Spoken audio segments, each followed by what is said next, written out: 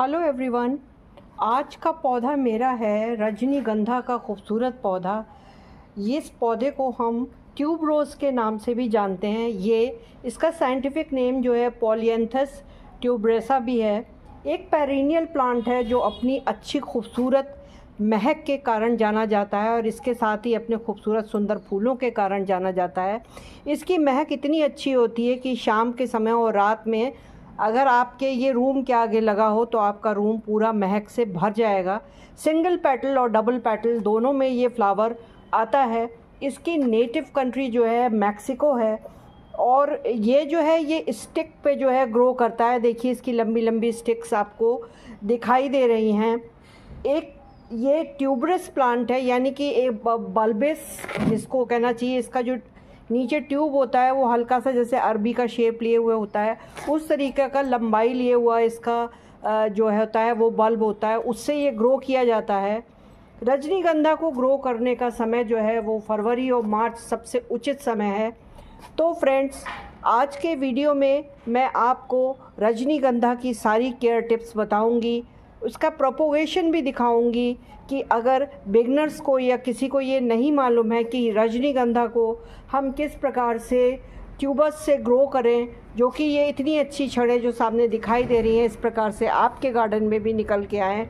तो प्लीज़ शुरू से आखिर तक मेरे वीडियो में बने रहिएगा। अगर वीडियो बीच में स्किप करेंगे तो आपको इसका प्रोपोगेशन समझ में नहीं आएगा और सारी इसकी केयर टिप्स भी बताऊंगी। तो चलिए इसका वीडियो मैं इसके प्रोपोगेशन से स्टार्ट करती हूँ। उससे पहले ये जान लीजिए कि रजनीगंधा जो है गर्मी और बरसात का पौधा है। आजकल पानी गिर रहा है तो इसकी छड़ें बहुत अच्छी निकलती हैं। जितना पानी पड़ता है उतना ये ग्रीन होता है और छड़ें फेंकता है। लेकिन इसके लिए टेम्परेचर जो है वो 20 से 35 डिग्री तक का ये पसंद करता है। और जो इसकी सॉइल है वो जो है वेल ड्रेन्ड और रिच होनी चाहिए। उसमें ये जो है ये बहुत अच्छा ग्रो करता है, क्योंकि अगर इसमें पानी का ठहराव होगा तो ये पौधा ख़राब हो जाता है। तो चलिए रजनीगंधा का प्रोपोगेशन आपको दिखाती हूँ कि किस प्रकार से रजनीगंधा के बल्ब अगर आप लाएं तो उनको आप प्रोपोगेट कर सकते हैं।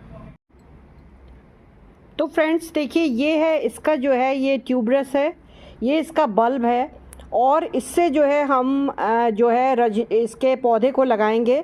इसमें ये साइड से जो है वो छोटे छोटे भी जो है वो निकले रहते हैं, लेकिन उनको हम अलग नहीं करेंगे। इसके लिए ये मैंने 8 इंच का वेल ड्रेन पॉट लिया है और उसको नीचे से जो है फ्रंट मैंने जो है वो गिट्टी से जो है कवर कर दिया है और थोड़े से होल खुले रहने दिए ताकि इसमें जितना पानी पौधा ले और उसके बाद उसमें से पानी ड्रेन हो जाए।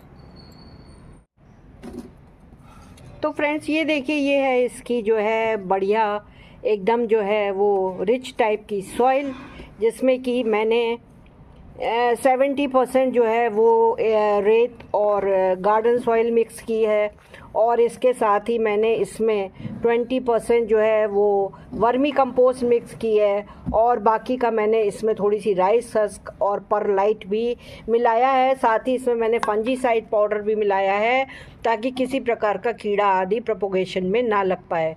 तो देखिए अब हम इसके बल्ब को लगाएंगे। तो गमले में सबसे पहले मैं नीचे थोड़ी सी सॉइल डाल दूंगी। तो गमले के नीचे मैं इसमें 1/4 के करीब जो है ये देखिए गमले को मैंने सॉइल से जो है वो भर दिया है और इसमें थोड़ी सी सॉइल डाल देंगे।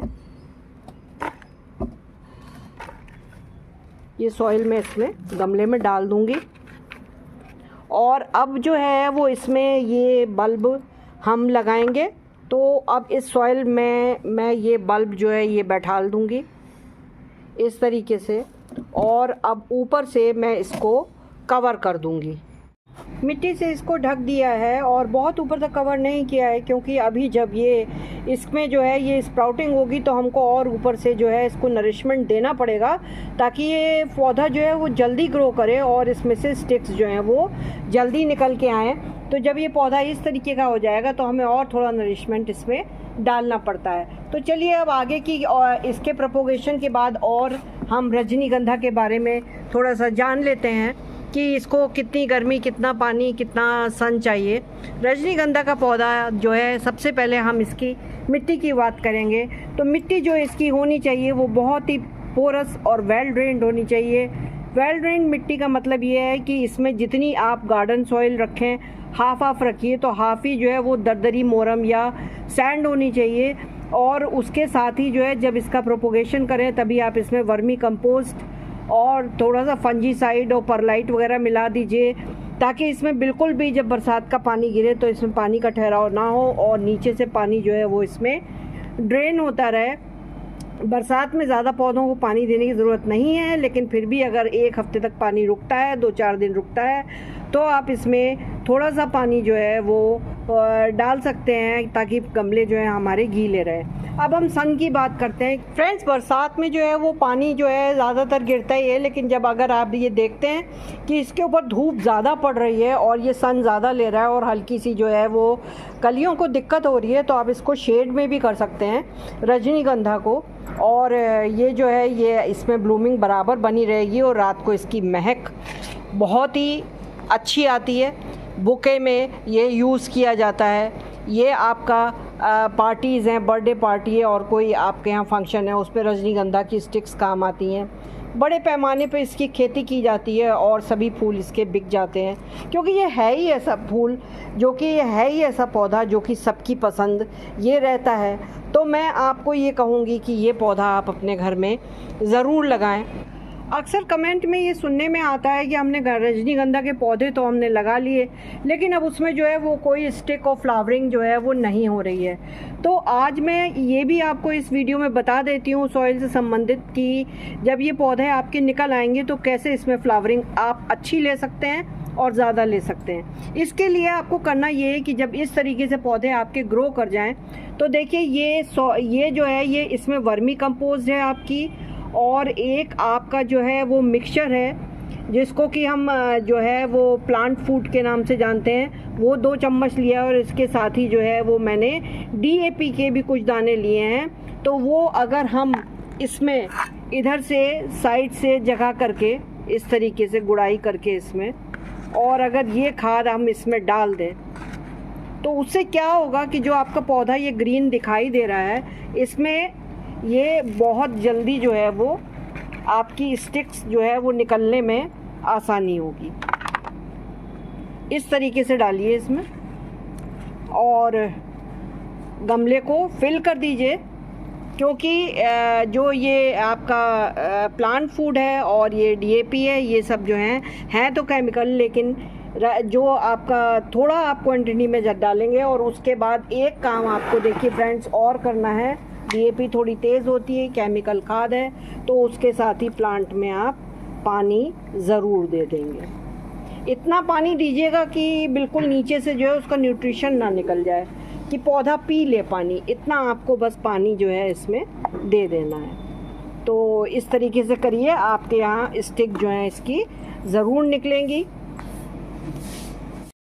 अब लास्ट में करते हैं इसके पेस्ट की बात। तो देखिए सॉइल में तो मैंने फंजीसाइड मिला ही दिया है, साफ फंजीसाइड का उपयोग करिए। इसकी पत्तियों पे भी अभी आपको कभी पेस्ट दिखाई देते हैं, जैसे बरसात में गार्डन में और भी पौधे रहते हैं, उनसे भी उड़ के कभी आ जाते हैं। तो जो है इसमें नीम ऑयल का हल्का स्प्रे करेंगे। कोई भी तेज़ पेस्टिसाइड का प्रयोग इसकी सुंदर छड़ों पे नहीं करेंगे, क्योंकि उससे जो है इसकी महक अफेक्टेड होती है और फिर ये उतनी खुशबू नहीं देता है। अगर डबल पेटल और सिंगल पेटल की बात करी जाए तो मैं ये प्रेफर करूँगी कि आप डबल पेटल की जगह सिंगल पेटल रजनीगंधा अपने यहाँ जो है उसके बल्ब लगाएं, उसकी महक ज़्यादा अच्छी होती है अगर आप महक के शौकीन हैं। तो आपको यदि ये मेरा वीडियो अच्छा लगा हो तो प्लीज़ मेरे चैनल को लाइक करें, सब्सक्राइब करें, बेल आइकॉन का बटन प्रेस करें। Bye, happy gardening.